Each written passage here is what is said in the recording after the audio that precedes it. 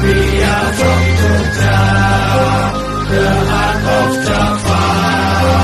Our language mantra flows down like lava.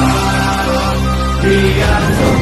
Apa iku guguritan? Guguritan iku puisi Jawa anyar, beda karo tembang tradisional. Guguritan bebas nganggo irama, irah-irahan, lan gaya basa sesuai karsaning pangripta. Ora kudu nganggo wanda utawa guru gatra sing tetep. Ciri-ciri guguritan 1. Ditulis nganggo aksara Latin utawa Jawa. 2. Bebas saka aturan guru wilangan lan guru lagu.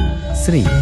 Basane bisa krama, ngoko, utawa campuran. 4. Aizin, bisa bab rasa, alam, kritik sosial, utawa pitutur luhur, langkah nulis guguritan.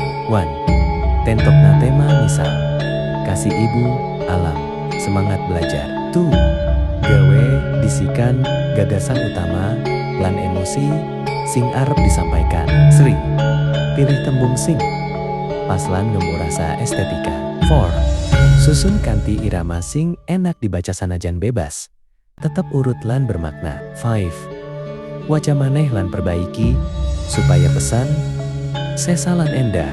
Konto, guguritan ringkas, mbokku, tangane, abang kebak lelah. Nanging tresnane, ora tahu kering, nganti aku bisa melayu nyedaki impenku. Penutup, guguritan iku media kanggo ngungkapake pikiran lan rasa kanthi bebas lan kreatif.